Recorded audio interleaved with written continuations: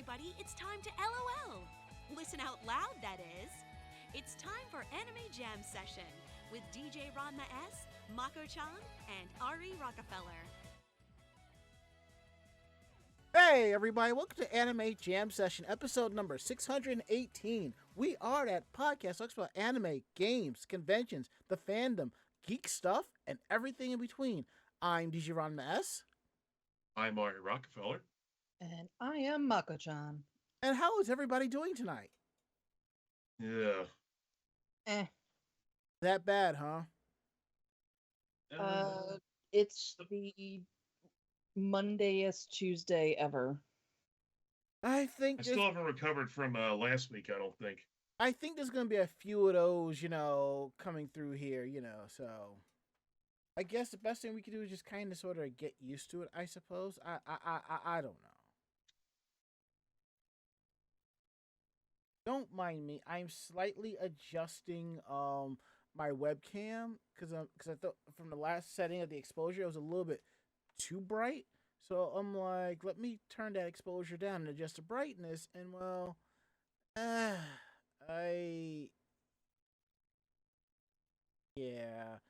me see if I can see now. I've turned up the exposure.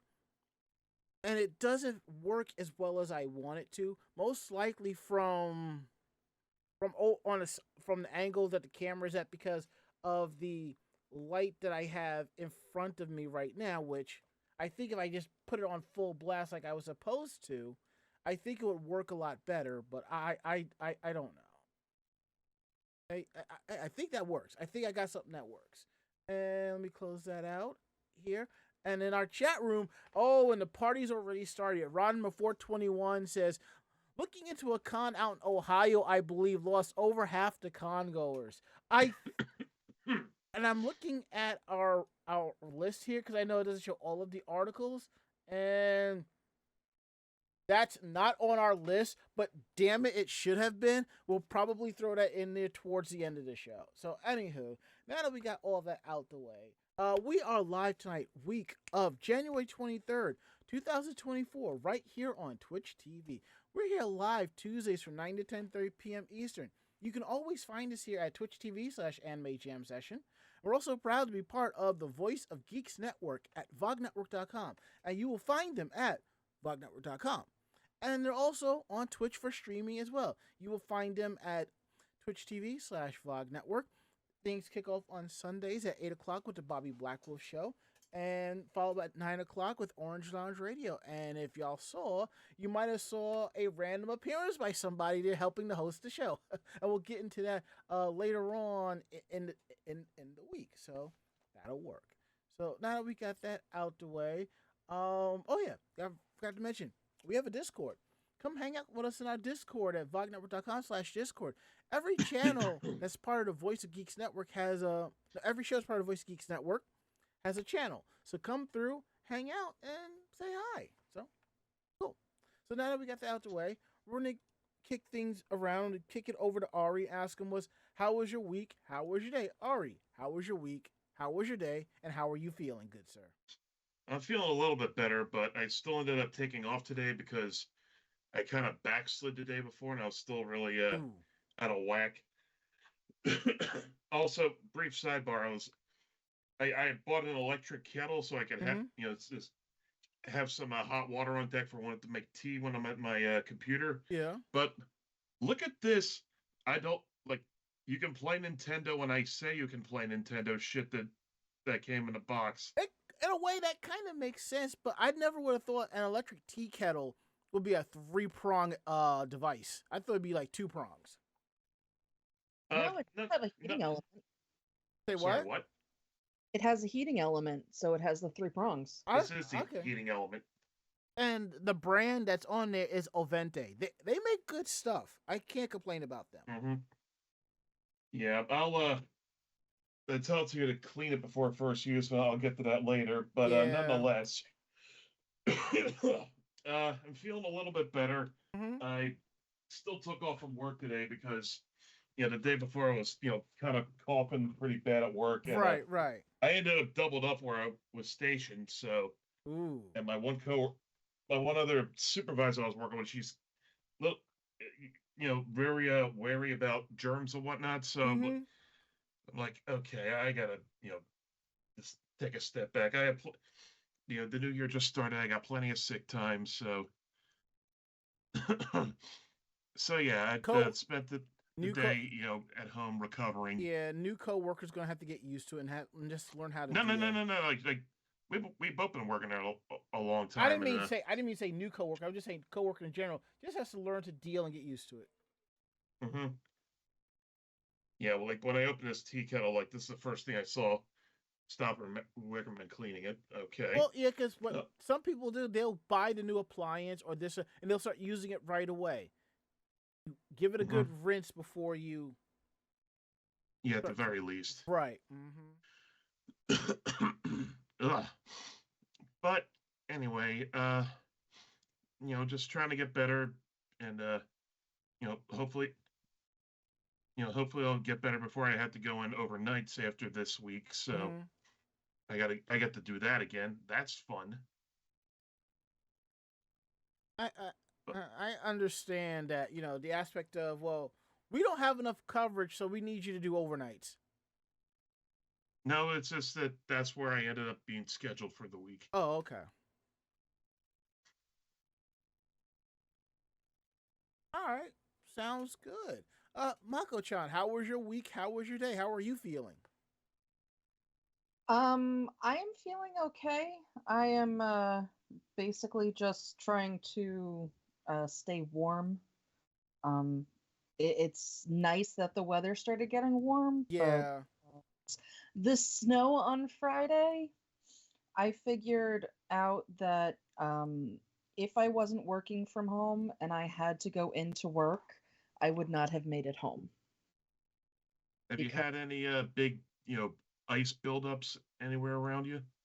not ice buildups, but that snowstorm on Friday, we got 6 inches where I am. Okay. And it happens during work hours. Okay. So I would have been okay to get to work. And by work, they didn't have a whole hell of a lot. It wasn't really sticking to Mm-hmm. the streets. Same thing here in New York. Same thing in Manhattan. Yep. Yeah. So if I had to work in the office, I would have had to drive home in 6 inches of snow. And That I just sounds painful. It does. and they don't actually come through and start plowing in my development until it is completely stopped snowing. Hmm. So they did not actually plow the street, my front street, until about 1 o'clock in the morning. And they didn't finish cleaning everything until Saturday morning. So yeah, that would have been a fun drive home. But yeah, other than that, everything else is okay. All right. So my weekend day has been interesting. So for some of you who don't know, many moons ago, I dislocated my knee helping a former friend with a project. And usually during the winter times, I feel that knee, which is like kind of happens when you have an injury. You can tell when it's cold and stuff like that. And I get that. hmm But like the last couple of weeks, my knee has been a little bit more cantankerous than normal. So I went in on Monday because it was a holiday to see my primary and explain what's going on. So basically, if my knee is starting to act up, take some pain meds, which it kind of is, but at the same time, it's not because I have a high tolerance for that type of pain, so it doesn't really bother me. But I got a referral to go get X-rays. Fine, cool.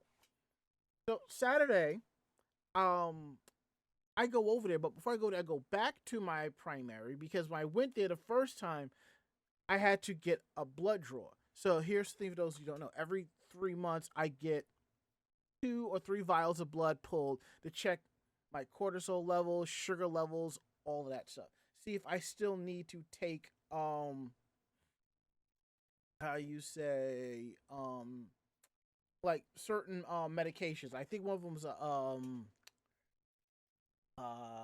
cholesterol one. So I got the test results back. I have to check it, but But as per what's interesting was they were looking at my results on Monday before I took the test and telling me, you're diabetic and all this and all of that. And I'm just like, I am pre-diabetic. I am on medication. Fine, whatever. So that Tuesday, I go see the doctor that gave me the meds for the weight loss. That do the whole finger prick thing because when you're diabetic, they do that. Evidently, my numbers are where, my pre-diabetes went into remission. And I'm like, I didn't think that was even possible, But whatever. So I go do that. Saturday, I go and I do the blood draws. They're happy with the weight loss and how I've been feeling and reacting the last few days and so forth. So I make my way over to the other medical center to get the x-rays. I couldn't get the x-rays done because the x-ray technician that was supposed to be there had to go home due to a family emergency. And I'm just like, are you kidding me right now? And instead of just losing the gasket, I said, you know what? Let me just walk to the bus stop, get some bubble tea, and go home. That's what I did. Well, it's, not their fault specifically. I know, but I would have assumed, like, even on a Saturday, you have 2 techs, on shift, I'm just saying that's the logical thing, but whatever. So that's all said and done. So probably on Saturday, I am going to make another attempt to get the x-rays done and see what the heck's going on. Monday, I for those of you on my personal Facebook, y'all noticed that I was all dressed up, and if you didn't and I didn't say the reason why. We had a very important client in the office on Monday. Paris Hilton. Yeah. Huh. So here's the thing. I went to talk to my boss. I'm just like, what would be kind of appropriate to wear? Because I didn't want to be walking around in bummy clothes, So I put on nice slacks, got the shoes, collared shirt, just to kind of look impressive. And I was telling half the people there, mark this day. This will be probably the only day this year you'll see me walk in here and look this damn good. And somebody was like, oh, you should dress like that more often. I'm like, nope. The employee handbook says I do not have to unless my boss says it's a necessity. I like coming in here in bummy clothes. I like my sneakers, my cargo pants, and pullover shirts. That's what I will wear. And with my anime shirts, that's what I will wear. Because when you're in IT, there is no need to be all dressed up where you got to go digging under desks and other shit, Forget that. But that's all said and done. Also, on Sunday, I was a guest host on Orange Lounge Radio, and I was just caught off guard because what happened was I text Rob, I want to come talk about my trip to Japan from a gaming point of view, like the gaming shops I went to and some of the stuff I saw. But as always, we kind of derailed. But he had mentioned that Loki was going to be out. And if I wanted to be the third wheel, I was like, hell yeah.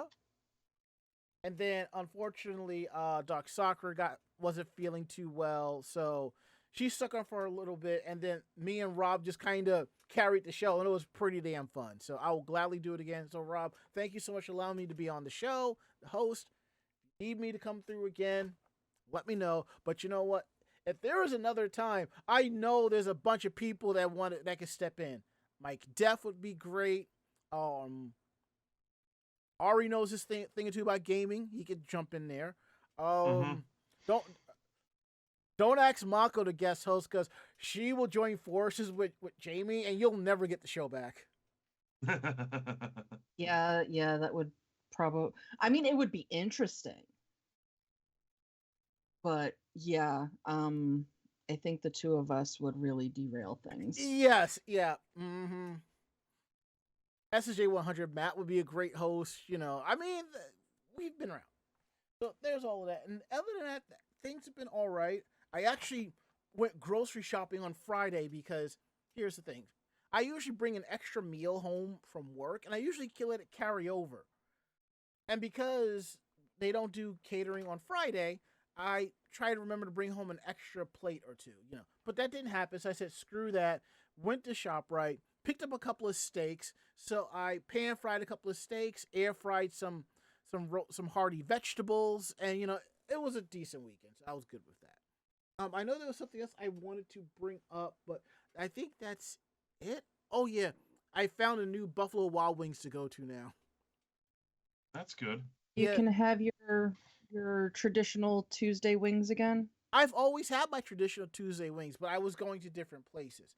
A new, Well, saying traditional as in Buffalo Wild Wings. yeah. They open up what's called Buffalo Wild Wings Go. It's just strictly takeout with 2 tables. Everything you want, but it's just strictly takeout. Which is what you would need anyway. Yeah. It's a little bit more pricey because it's in Manhattan, but I do have to leave like 5 or 10 minutes a little early to make sure I get my order, and because I have to take a train down all the way down, switch over and come back up, get my order, walk down to that train, and just make my way. So, because as much as I enjoy going to Wingstop, I was rotating through those normal flavors too much for me. I was like, I started getting bland. B-Dubs has about 30 flavors, and I know 15 of them I can rotate through, and I would not be tired of them because I can make some great combinations. So, you know. And regarding to Mako taking over the show, Ron421 says, all hail Mako the Conqueror. You have no idea. And Sia the Berry says, just don't wear your House of Wax or Reaper the Genetic Opera shirts around her. I never thought to do that, but even still, I wouldn't. Why not? I don't know. Look, I liked Repo the Genetic Opera. I never paid attention how the fans liked her Paris in that. I don't want to wear that, and then she feels kind of disgusted, and she talks to her, and then I get kind of a rip for it. No, trying not to allow that to happen. I refuse. My job pays me too well to do dumb shit like that. So that's basically been our weekend day. So now we're gonna get into some housekeeping. For some of you who might have noticed, there has been no opening music before our pre-show. I decided to eliminate that just to like a little bit more time for the podcast. It's something I've been meaning to do for a while. The original plan was for the pre-show, I will have a countdown timer after about 30 seconds. We'll go in and you'll see not just the name of the track and who's sponsoring, but like a little like graphic of the tag so you can discover that and have like a little countdown timer for the song. I was planning to do all of that, but I couldn't get it to work as well, you know? So once I get that up and running, that'll be there. But for now, enjoy the fact that after about 15 to 20 seconds, we're going right into the pre-show song and then right into the show. And I have to remember to fix the intro videos because having OBS clip to clip to VLC is not cutting it anymore. I might have to find another video playback software to have it do that. So we'll figure something out. Also, don't forget episodes of Anime Jam Session are available not just on our podcast feed at midnight, but the video version is available on our YouTube page, youtube.com/Anime Jam Session. Look for Anime Jam Session podcast or just podcast, and you're good to go. Episodes there will go up Thursdays at 12 noon, so please enjoy that and spread the word on those. And lastly, the AJS convention tour kicks off at ZenkaiCon, March 22nd to the 24th, I believe. I don't know if I put the proper dates. Let me double check that. Yeah, I was right. March 22nd to the 24th. At the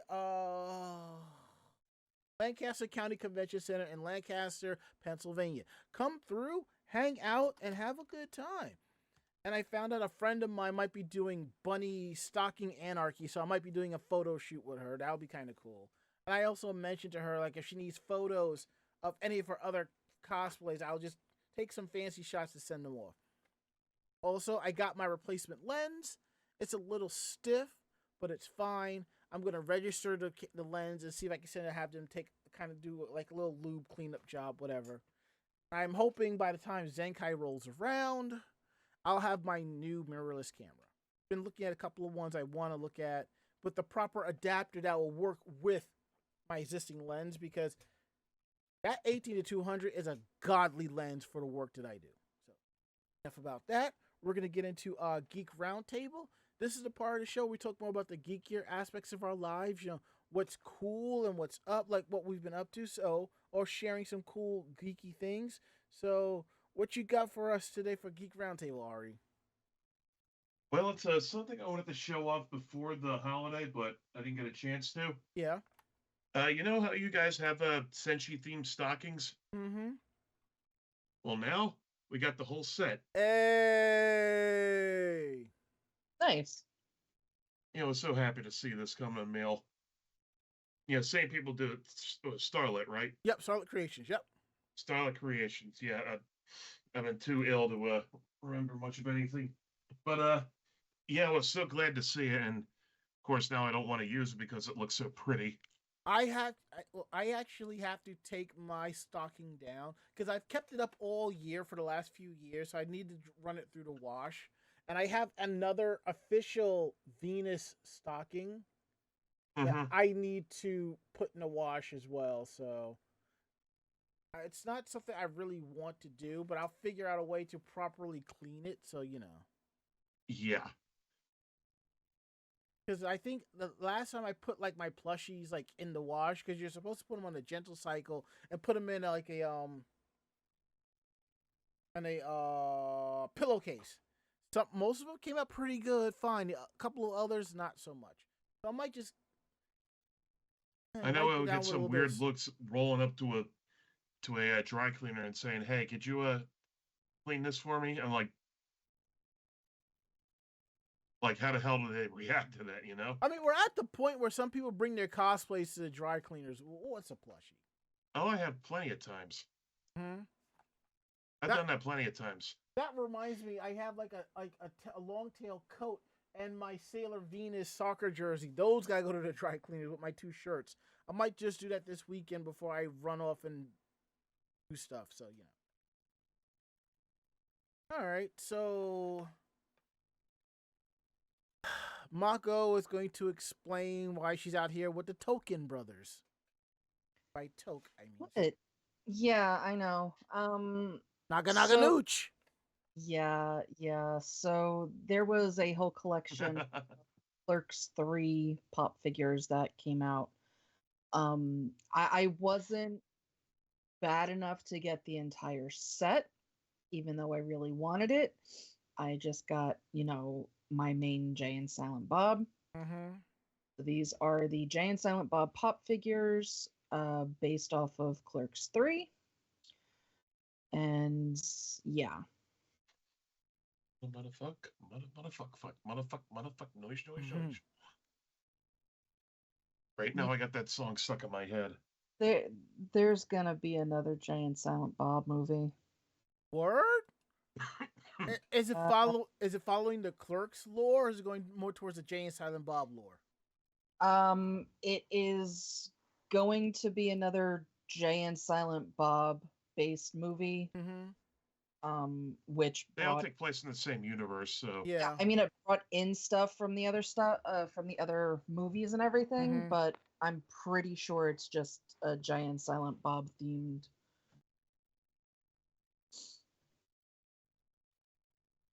I don't think it's Clerks 4. No, I mean, they're at the point where you can do Clerks the new generation because you got 2 new people working in the quote unquote 2 new people working in the Quick Stop now. So, but if there's going to be another film, I really hope Kevin Smith takes a cheap shot at Shannon Doherty. I really do. Because, all right, for those of you who don't know, she has a new podcast now because I guess when you're dying, you have nothing else better to do. But yeah, I meant that. But she had Kevin Smith on there, and she basically blamed him for the death of her movie career. she basically cornered him into apologizing for that. Yeah, it has nothing to do with her being shit behind the cameras. Yeah. It's all, Kevin Smith's fault. Yeah, Shannon. Tell them why you're not on Charmed anymore, okay? Go ahead. Tell them. I don't know about you, but I got all day for that one. Well, that's part of the reason why she wasn't on 90210. The reboot? Granted, that was mostly that she was, having beef with Tori Spelling. So who the hell do you think Spelling is going to get rid of? His daughter? No. But that's what, started it, was the two of them fighting. And I do understand, like, if you're the daughter of a powerful producer, some children will be a little spoiled. I really felt that's called nepotism. Yeah, but I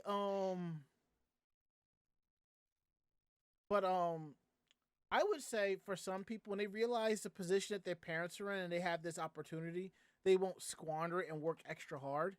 And as Cena Berry says, it seems that Alyssa Milano threatened to quit and have everyone fired. I can understand if she was tired of Shandority's shit, Wow. I'm sorry. If somebody that I worked with had me on their podcast and tried to corner me like that, I'm going to push right back and be like, no, you are a terrible person. You did this and you did that. No. You want an apology for something that is your fault? Let's clear the air. And I would just drop that truth bomb and be like, that's it. I'm done. At this point, we can continue this podcast, but if not, I have no problems leaving. And believe you me, if I'm going to be on somebody else's show, you best believe I will have my phone with me recording everything. So just in case it doesn't come out, I'm like, yeah, y'all want to hear this. That's just me. I mean, the thing is with all of that, it's a shit thing all the way around. Mm-hmm. Because, they've all got issues with each other. But instead of,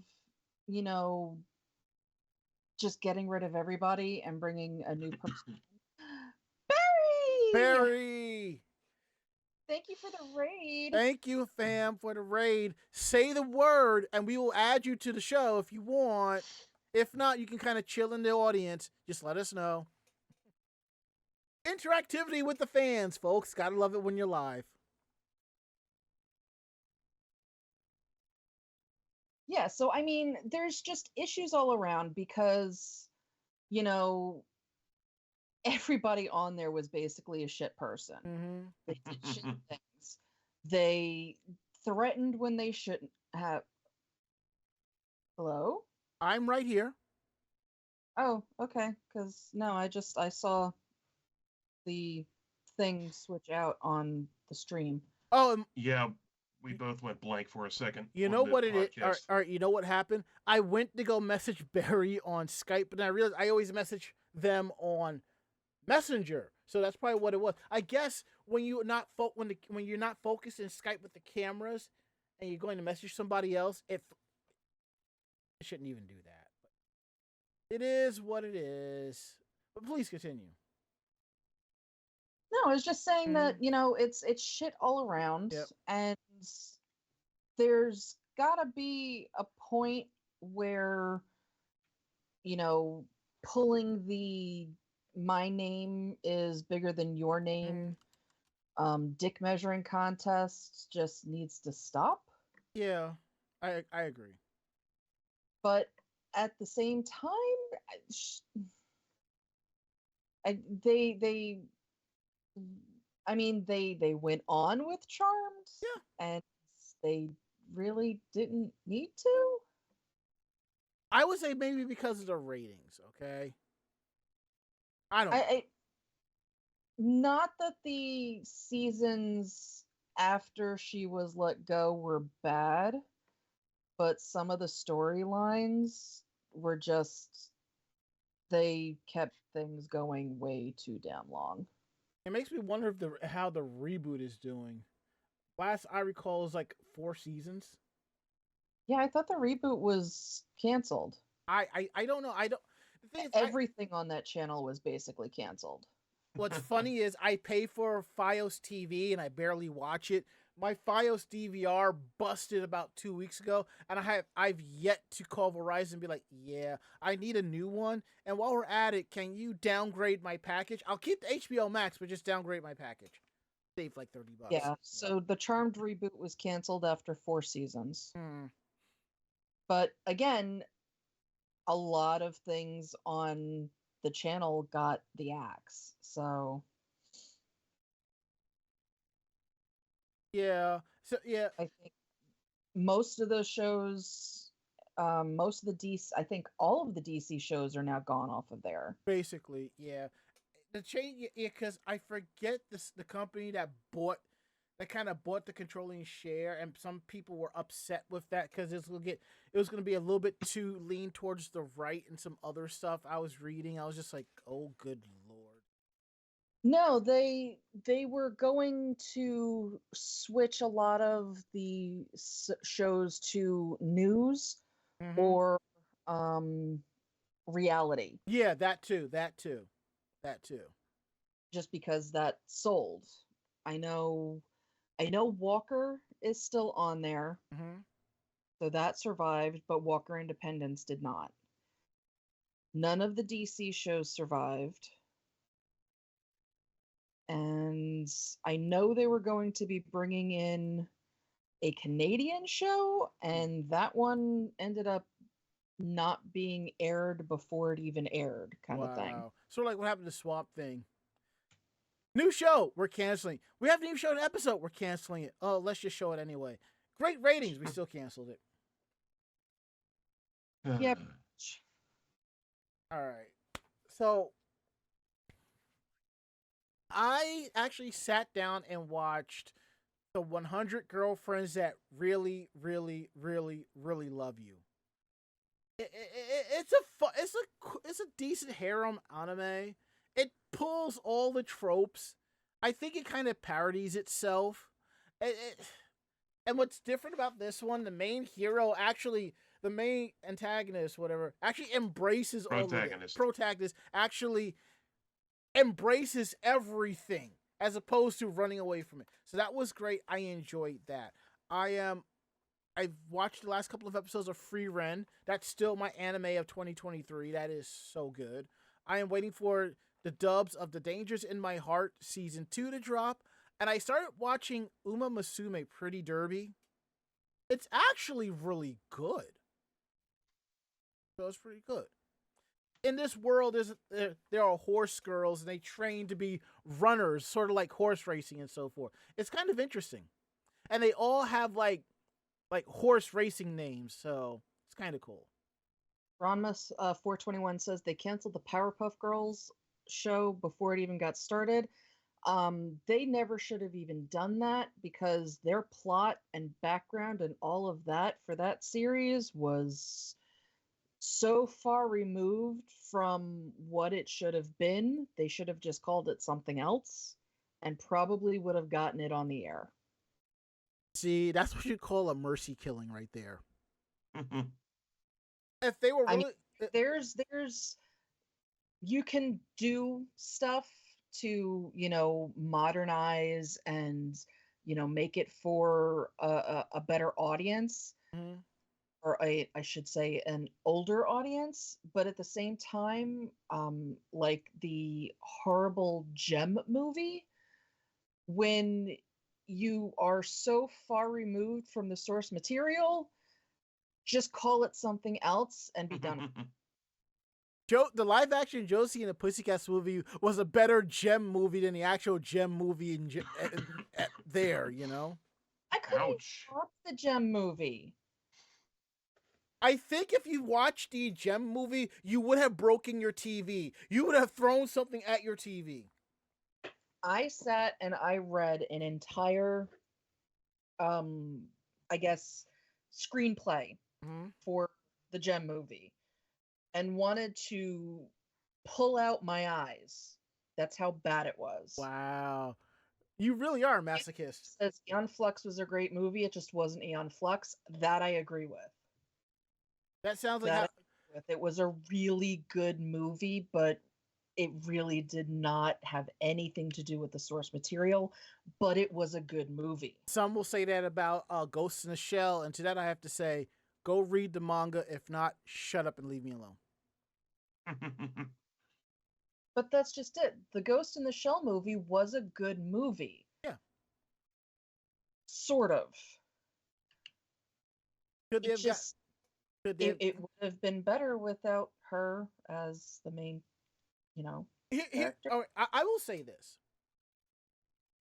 If they gotten somebody else, I still would have watched it regardless. I care more about the movie. I don't care about who's really acting in it per se, because I believe, as much as people hate live action adaptations of animes and mangas and all of that, I will still go out and do the best I can to watch and support it, because it ushers in a new generation of fans that's going to discover the original source material, and we can have a resurgence of what it is. That's the way I I look at just it. think they could have gotten a better actress than ScarJo, Okay. who they got just because she happens to be one of the only females that does, action movies. Fair. I mean, they got a no name for Alita Battle Angel, and that was great. And Robert Rodriguez, yeah, we're kind of waiting on our sequel. So please, the cherry on top. I mean, that's what a lot of the movies like that are. Sometimes they just go with the actors that are going to be popular and bring in, people to watch it, Mm-hmm. i.e., Chris Pratt getting everything now. No comment. Yeah. All right, so back to all of that. As I've said, I bought a lot of stuff in Japan. Like, you can't see on the screen if you're watching, but I found 95% of the gifts are wrapped. I just need to put them in boxes and send them out. Some of them are in boxes. I just need to properly put labels. I'm going to finish my dinner, wrap the rest, finish my dinner, and just try to get it all done together.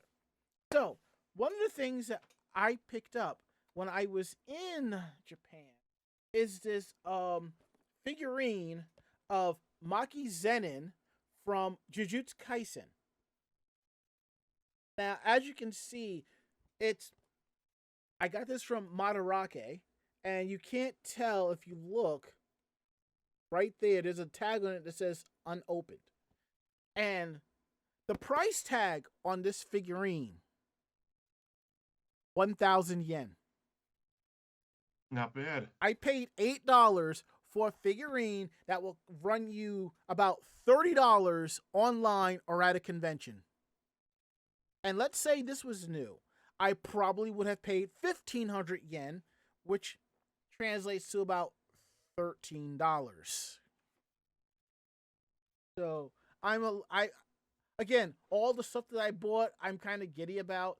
And granted, the boxes are kind of damaged because of how I packed it in my luggage coming back from Japan.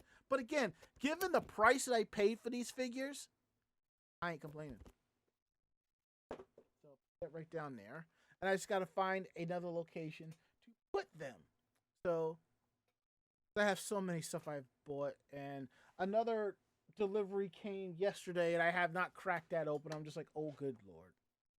So anywho, enough about that. We are going to go ahead and get into our first story of the night about Magico DoReMi. And I just got to respond to something real quick. Let's see. Can they stop using him already? No. Well. They can, but they won't. You'll understand when I respond to what I say, you'll understand if you know what I do for a living. And that done. I mean, it won't per se, but it affects everybody as a whole. So, anywho, we're going to talk about Magical DoReMi. They're going to have their 25th anniversary, and it's happening in March. On their official website, there's a video up. I mean, is it? Yeah, yeah. There's gonna be a new video going up for the anime's anniversary. It's gonna be a stage event at the Anime Japan convention on March 23rd. This convention will be at the Tokyo Big Sight venue, running from the 23rd to the 24th of March, which is kind of cool. The first Ojamajo DoReMi anime series originally premiered in Japan back in '99. 4Kids did a heavily edited version of the series in 2005 and called it Magical DoReMi. Look, when they did Mew Mew Power, they were originally going to call it Hollywood Mew Mew, and I was like, please don't. The franchise celebrated its 20th anniversary back in 2019 with Ojamajo DoReMi 20 Shunin Carnival, which translates to Ojamajo DoReMi 20th Anniversary Carnival. It was a special event held at the Tokyo International Forum Hall C. It featured a concert, a stage reading, a live drawing event, and a talk show featuring the anime voice actresses and staff. So the film that's commemorating this, Looking for Magical DoReMi, opened in 2020 after a delay, and it won Best Animation Film Award at the 75th Mainichi Film Awards in 2021. And that's pretty cool. And if you want to go to the official website, it's www.doremi-anniv.com. So it's DOREMI-ANNIV.com. And Ronma 421 understood the comment in the chat, and well, yeah. Gets paid, we all get paid. The circle of life. Oh man. Okay. So next up, we're finding out that an artist was called out for lying about working on a Studio Ghibli film. Now, why would you do something like that? You mean lie in general or lie about this? Lie about this. Let's see. A Colombian artist is being slammed on social media after falsely announcing her direct collaboration with Hayao Miyazaki on the Golden Globe-winning film The Boy and the Heron.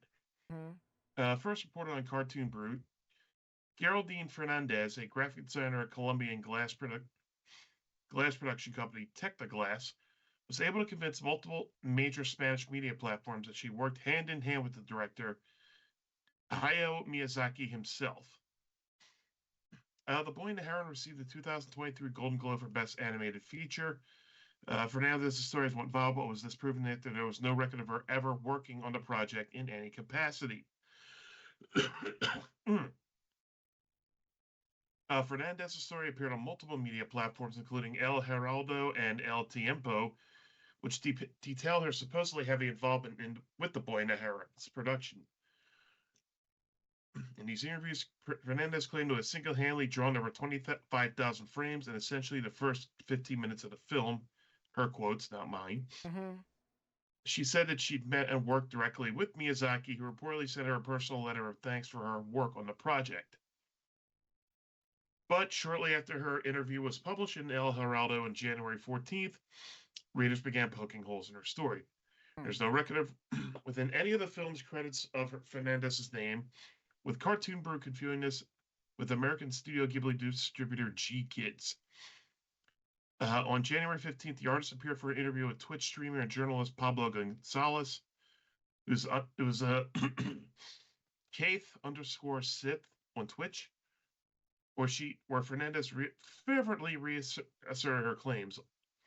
Only she got exposed as, being a liar. Whoops.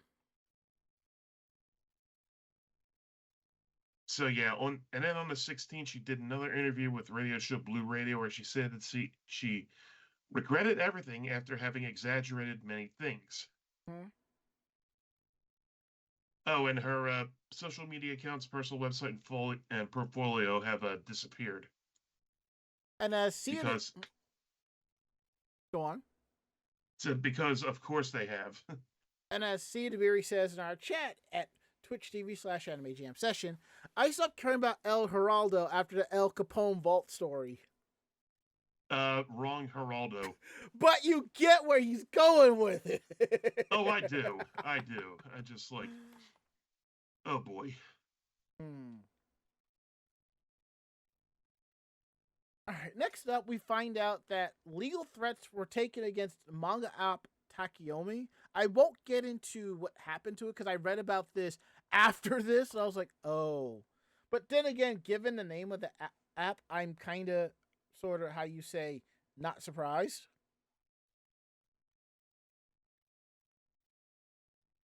Yeah, so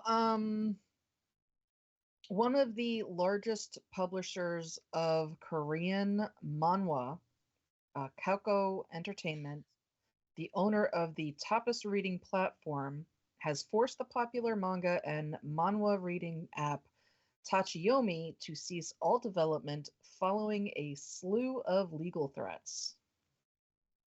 So it was announced on January 13th that it was ceasing all development in the open source platform. The popular application served as an all-in-one reader that allowed users to import content hosted from external sources, many of which included pirated manga and manhwa sites. Tachiyomi's announcement follows its decision to purge all extensions last week, stating Tachiyomi will no longer be actively developed. Its latest X post reads, "It may continue to work for you for the foreseeable future, but there will be no support for it nor the official extensions." For many fans, this was a fate similar to the popular Manga Rock site. So the announcement followed weeks of legal threats by one of the largest publishers in Korea, Keiko Entertainment. The move also follows a briefing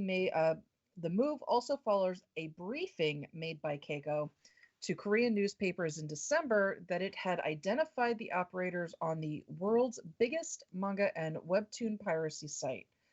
Later images of a seizure would show that while they did shut a site down, it was far from the biggest.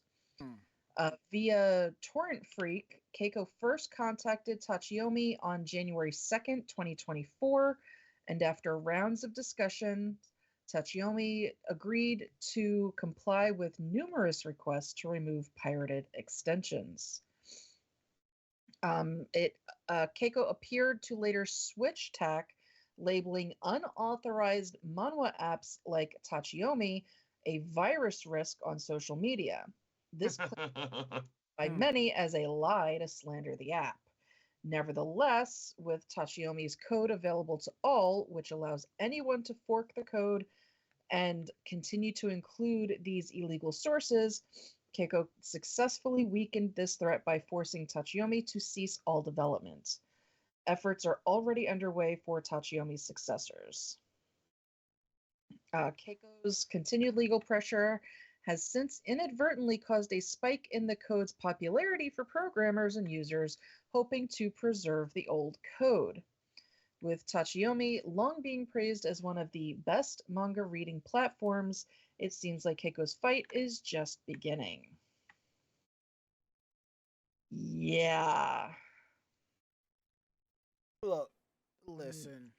It's not a surprise that, these, pirated kind of places, one, are popping up, and two, are being so quickly or harshly brought down. But at the same time, it's like, you know what you're doing. When these things start happening and you start getting all these threats, just shut it down or switch the name. See, because of the name, I thought the people behind Ghost of the Shell, like Kodansha, went buck wild, That's what I thought. I didn't think... Look. You kill one, 3 more pop up. And most of the time, people are reading mangas and manhwas the illegal way because nobody wants to pay for them. Which goes back into something that Ubisoft said about owning your games. You own a Oh, license. fuck Ubi. No, Oh, no, no, yeah, no, no, and no, fuck no, them. no. You can say fuck them for letting the secret out, but it's true. In the last 10 to 15 years, every single video game that you have bought, you do not own per se. You own a license to play the game, and they can cancel, they can revoke that license anytime that they see fit. Look at some of the MMOs out there that you can't play anymore. I mean, for the most part, Look at Pokemon. yeah. I mean, How much of what you can do in Pokemon games can no longer be done because they're getting rid of, online access or, things like that. That's all. You still own that game. You can still play it by yourself, but there is no more trading. There's no Right. more, Wonder Pass or anything like that in the older games anymore. Yeah. You could probably do local versus battles, but that's just about it. Now, as Ron before 21 says, but at least with the physical copy, I can still play the game offline in some cases. And that's correct.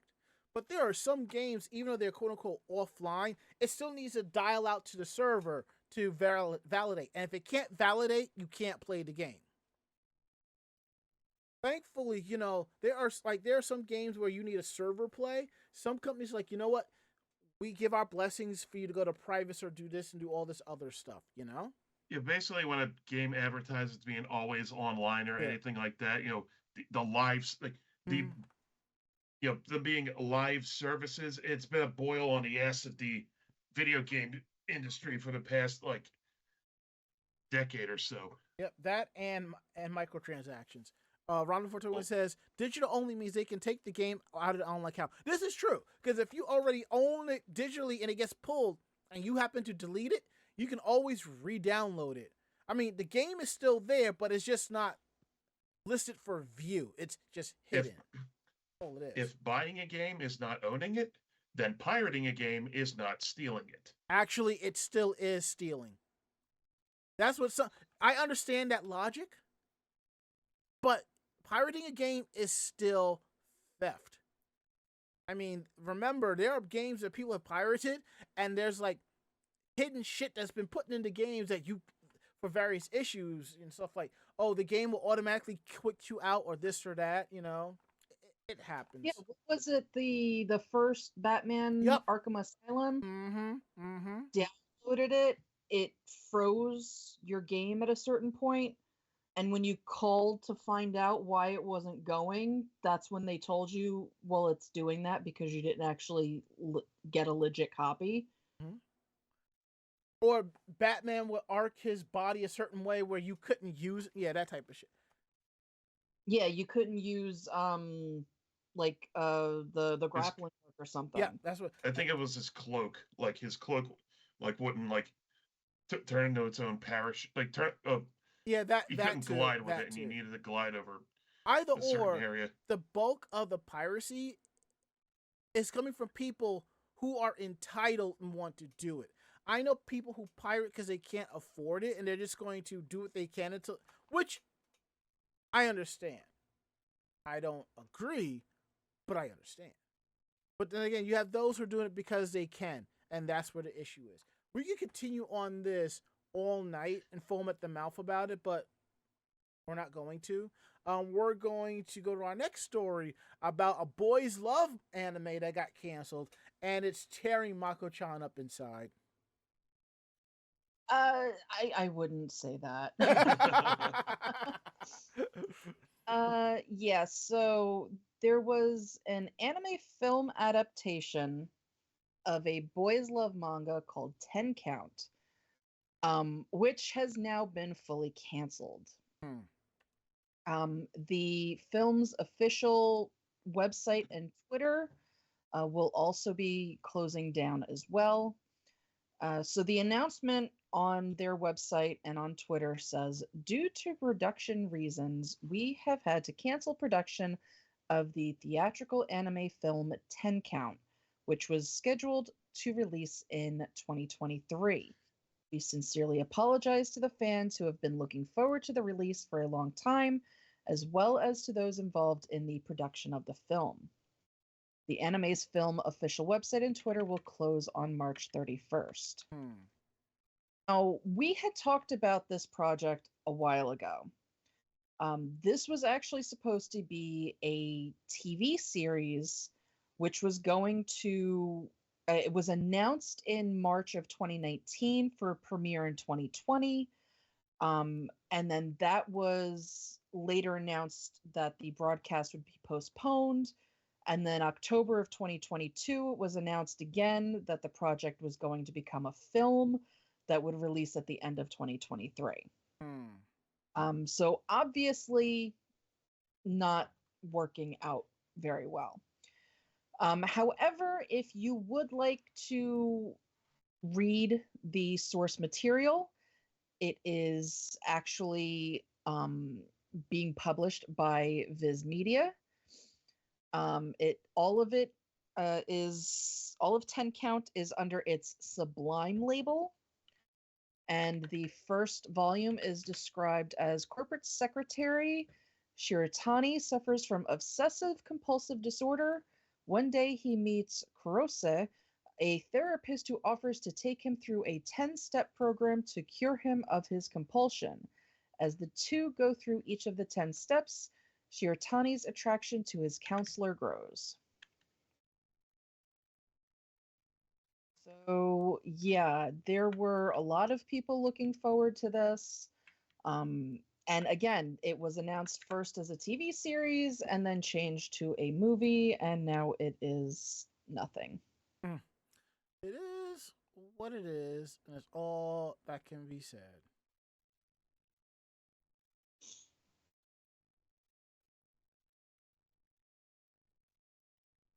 Okay, so the next thing we're going to talk about on the show is about a Gundam sculpture at a snow festival. Ari, take that away. Yeah. So on December 15th, the Sapporo Snow Festival announced a lineup for the large snow statues at Sapporo Snow Festival 2024.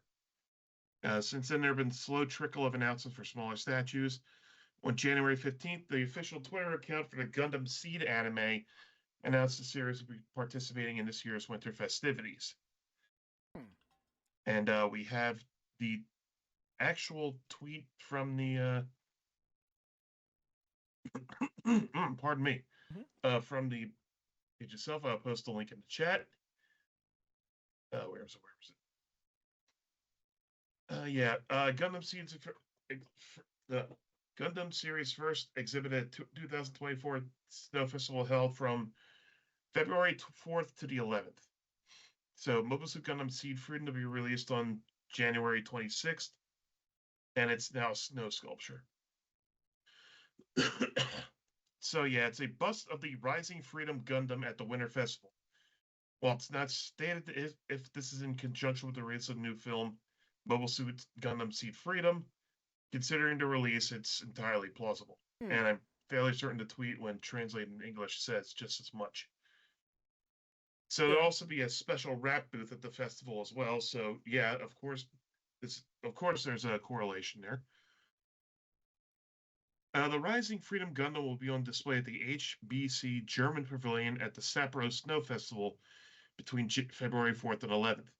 The booth will open between 11 a.m. and 8 p.m. during those same days. The booth will limit entry if it reaches capacity. So if you love Gundam Seed in Sapporo in February, now you got something to do. That's way up north, so it's like, wow, that's a bit of a schlep. That reminds me, I think on my next trip to Japan, I'm going to try to hit up a few more like anime and gaming themed cafes, or at least try to. Yeah, it does sound like a lot of fun. Yeah, and like I said, the food's reasonably priced and cheap.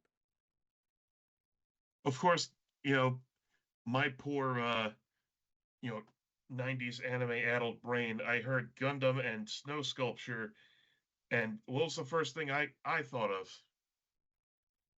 Gundam Wing? I don't know. Well, yeah, but more specifically, just a display of a Hiro Yui just standing there holding up the detonator. And like, that'll be the opening ceremonies. You just hear the mission accepted, click, and then the snow sculpture just blows up. Well played, well played. Well, you know how popular that scene is with the series. I mean, it's right up there True. with the tearing up the invitation. Although that's a little harder to replicate with the snow sculptures. No, I totally get that.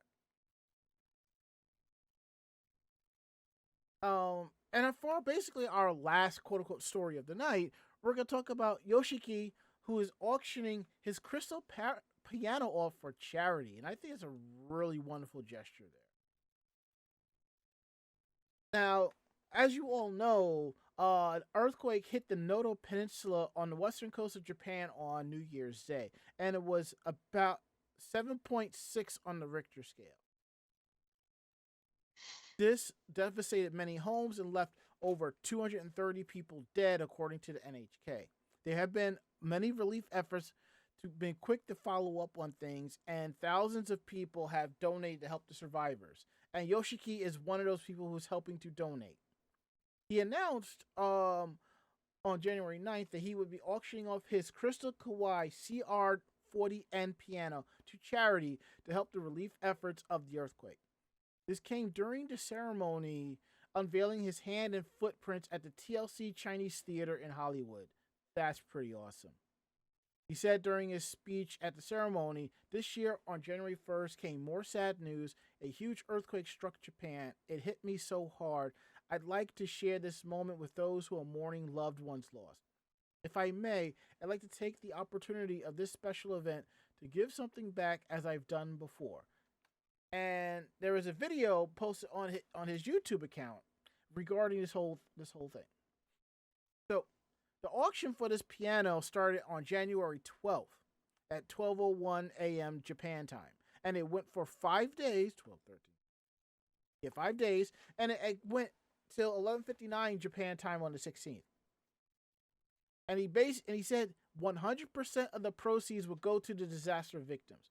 At the end of the auction, the piano sold for 40 million yen, which is about $270,000.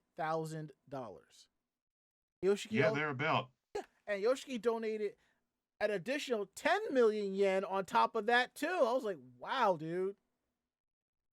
And that adds to the total relief efforts for a total of 50 million yen, which is about $350,000 US. And a follow-up post on Instagram, Yoshiki said that he is a little sad to say goodbye to his crystal piano, which is like family to him.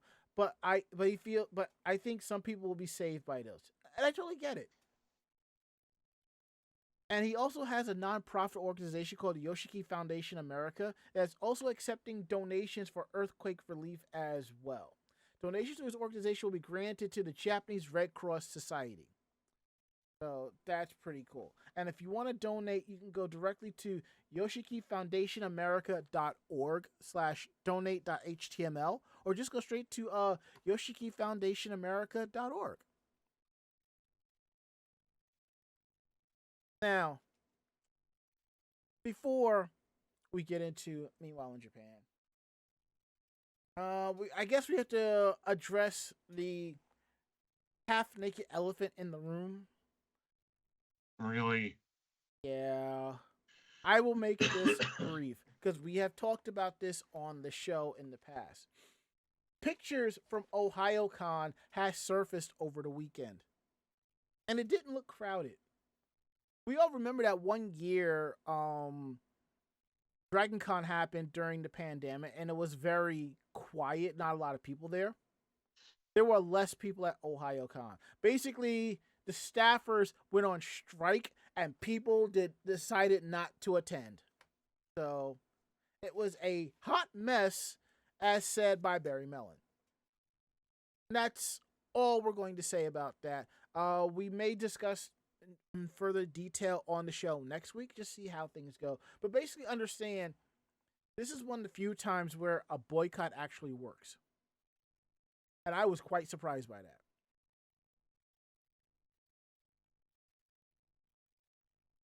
So anywho, we're going to get into Meanwhile in Japan. I'll have the last one. Okay. Let's see, what do we have here?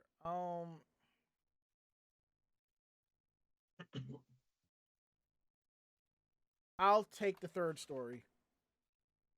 Not like I said turd story, but it's actually third.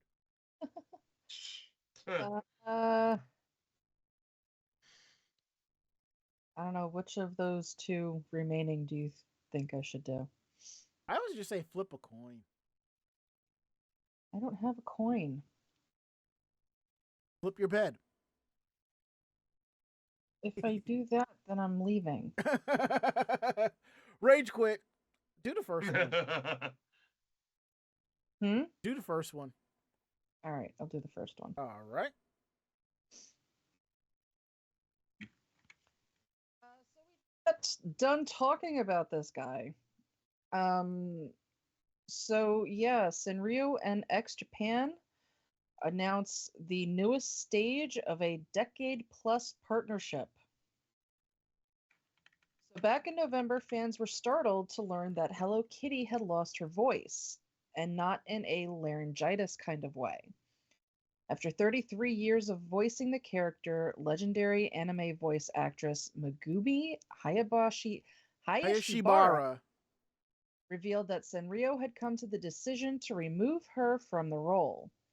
In addition to no longer providing Kitty-chan's speaking voice, Hayashibara won't be providing her singing one either.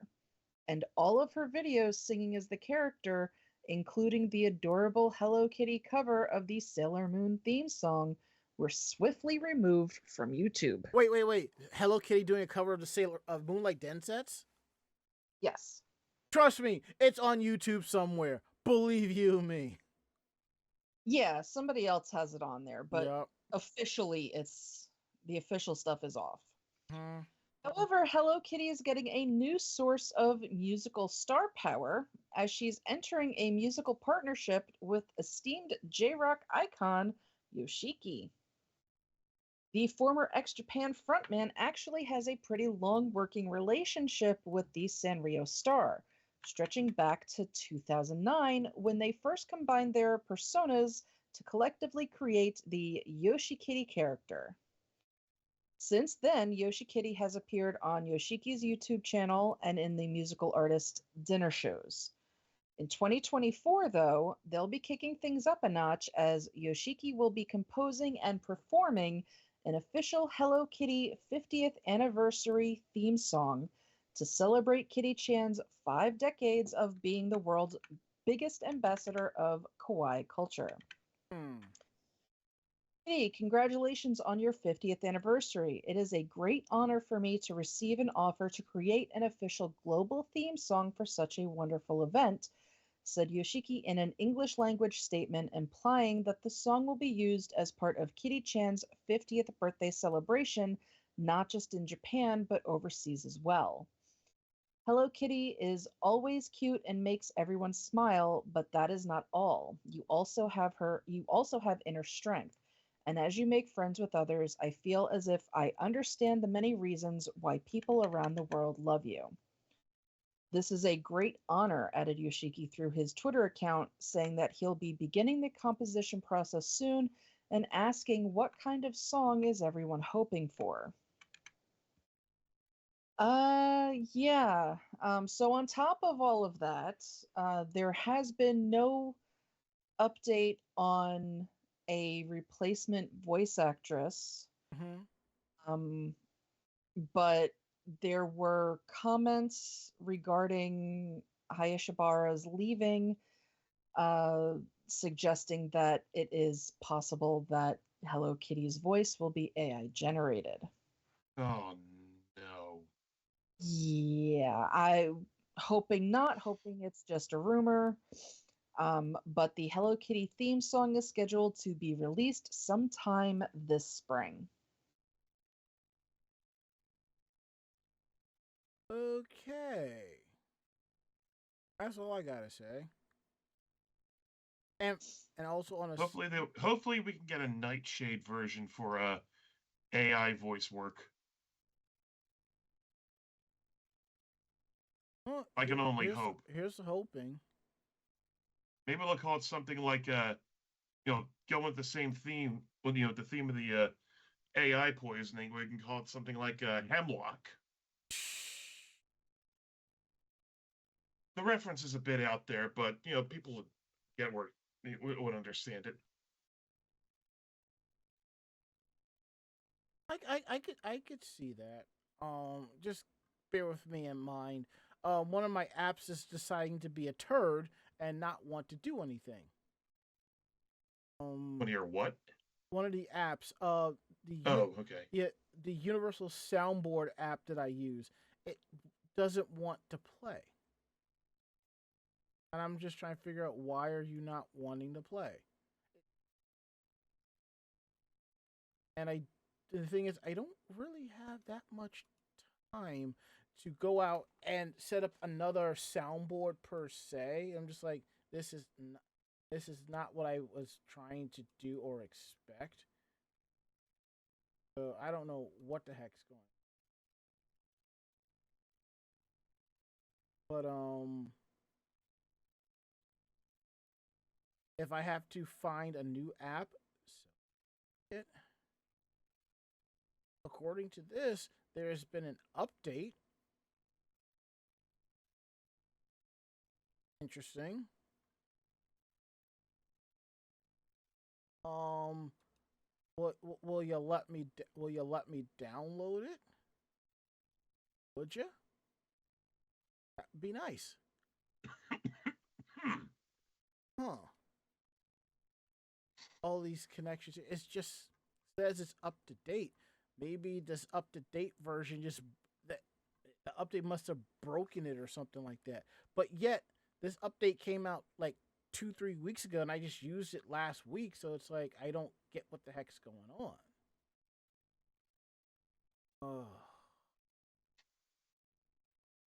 Actually, according to this, the update came down 4 days ago. So after I used it, so it's odd. Well, anywho, I ain't even worried about background music for right now for the time being. I will fiddle around and deal with that later. If I have to download another soundboard app, I will. I could just drop our background music into VLC and call it a day. So, anywho, let's get back to the matter at hand here. So, we're going to talk about something called something that's kind of interesting. A new tuna sashimi alternative coming from Nippon Ham. And Nippon Ham is Japan's biggest ham company. They sell ham and other pork products, but it goes beyond that. It goes beyond ham and sausage and bacon. They sell beef and chicken and frozen pizza and Chinese dishes, and now they're selling tuna sashimi. And you're probably wondering, with a company that with such a meaty history that knows about making good sashimi. But here's the thing. Nippon Ham sashimi isn't made out of fish or ham. It's made out of plants. So plant-based sushi products. Right. It's their newly developed plant-based tuna, which contains no animal-based ingredients and is primarily made with konyaku, which is a firm starch gelatin made from yam. Nippon Ham began selling the plant-based fried fish in the spring of last year, but now they're trying their hand at recreating the look, texture, and taste of maguro sashimi, which is slices of raw tuna, and oh my god. Plant-based sashimi is likely to be more of a difficult sell, but sashimi is eaten raw, usually following a modest dip into soy sauce and wasabi, which means that the flavor and the mouthfeel inherent to the fish itself are more distinctly felt than they are with a fried fish fillet. As it is, Twitter reactions to Nippon Ham's tuna sashimi have been mixed. Comments anywhere from cautiously optimistic to dystopian dining development. one person goes, I think it's great that they're trying. I hope someday it'll be something that's cheap and delicious. That isn't Maguro. It's just bizarre. We're now living in an age where sashimi is made out of plants. Oh, It's plant-based protein. It's not like friggin' Soylent Green. let's leave the people out of this. But as Yeah, the taste of that always varies from person to person. yeah, yeah. As for why Nippon Ham is bringing this to the market, the company cites the growing global market for plant-based meat and fish substitutes and plans to position its plant-based tuna sashimi as a source of protein that will remain sustainable even if fishery resources become strained. At the same time, the company acknowledges that with Japan having a small number of strict vegetarians and no widely adhered to indigenous religious taboos against eating fish or meat, it will likely take time for plant-based sashimi to catch on. And because of that, the initial sales will not be directly to consumers. It'll be offering it to restaurants starting in April and hoping to win over individual diners and expand from there.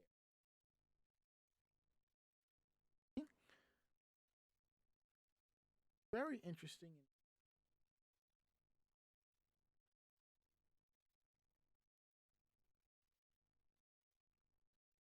Yeah, people aren't exactly going around screaming, it's plant-based protein! Soylent Green is plant-based protein! You see how that doesn't work? Mm-hmm. I definitely see that.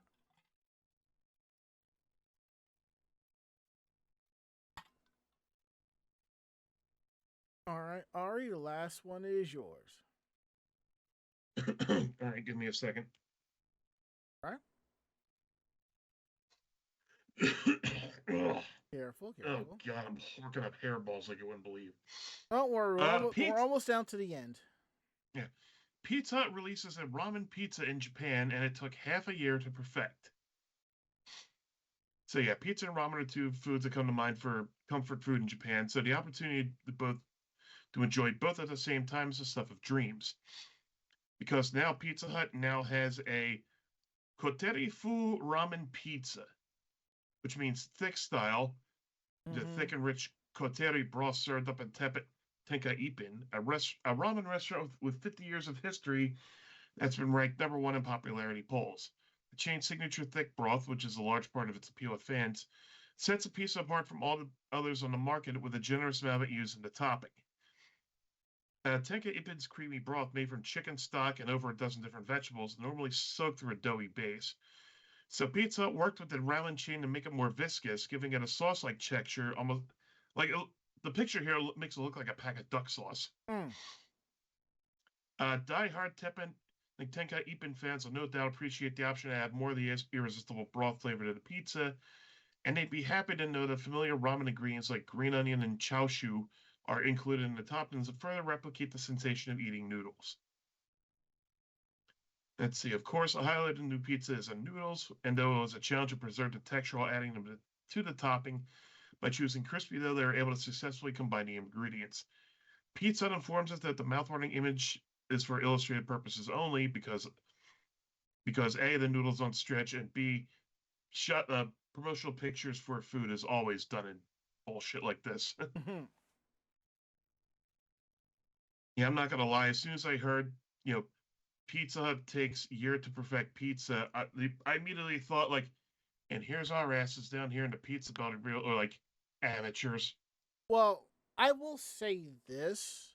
I've had people tell me, if you're, have asked me if I had tried Domino's while I was in Japan, which I didn't have time to do so. But people were telling me you need to try it. It is not like the Domino's here, which I believe because I stopped into McDonald's and got a teriyaki burger, and I was just like, oh wow, this is actually delicious, I've had McDonald's and Dunkin' Donuts in Seoul, and they were definitely kind of strange. Well, I wouldn't say it's strange per se, but it's just delicious.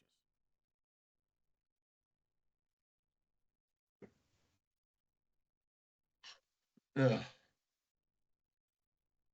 And I don't know why it doesn't want to.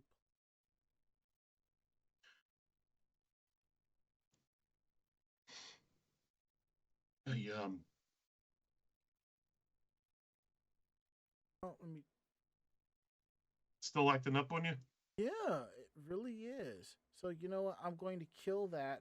I downloaded another soundboard while we're doing this, and I'm going to see how well this plays. Let me just adjust the volume mixer so it knows to go through the right output. Where is the thing for this?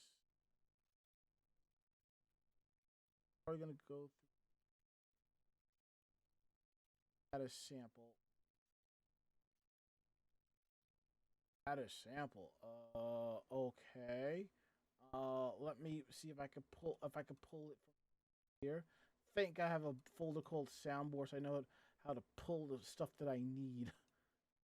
God Almighty. Right, missing fields.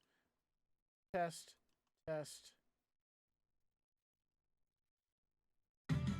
All right, good. I did hear it play briefly, so I can now run it through the I can now run this through the proper soundboard, the sound channel. Okay, there, done. All right. Creating a backup plan on the frickin' fly. You gotta love it. And by love, I mean hate.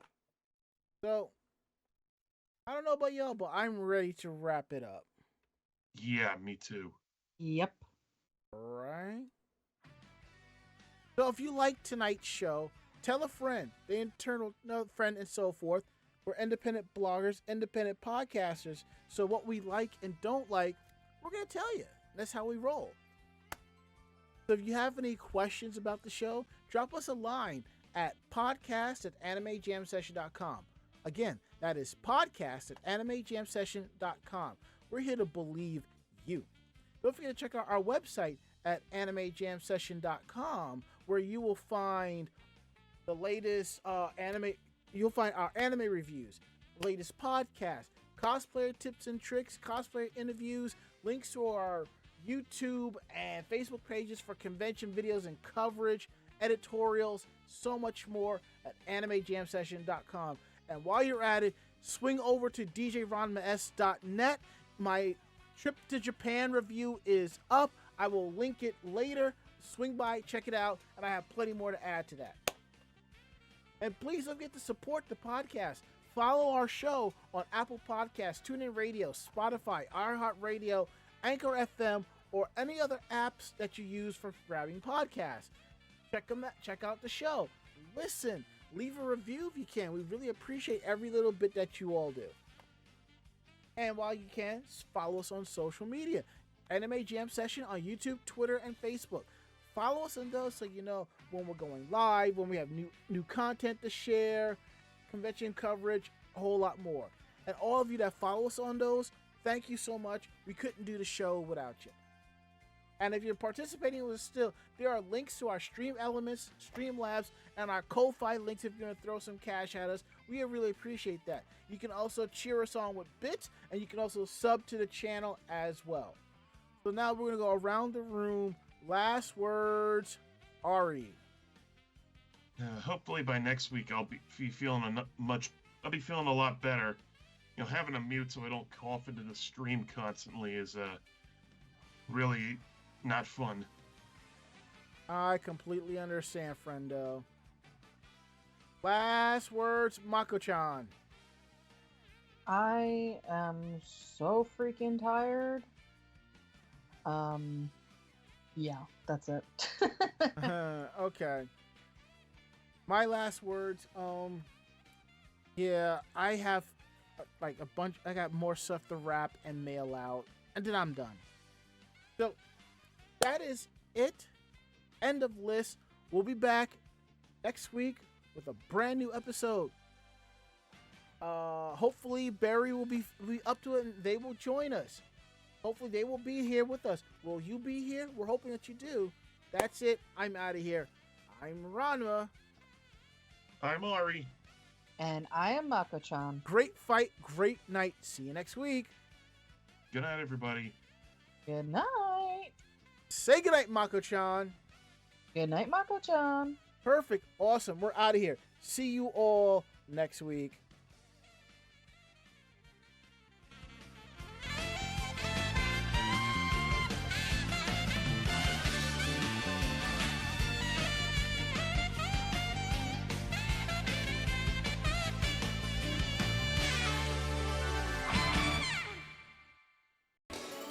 This podcast has been a production of Anime Jam Session and AJS Productions.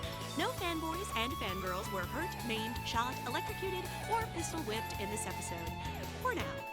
The views, opinions, and thoughts expressed on this show do not reflect the staff or the network as a whole. But we're still right, damn it. For transcripts of this episode, start typing.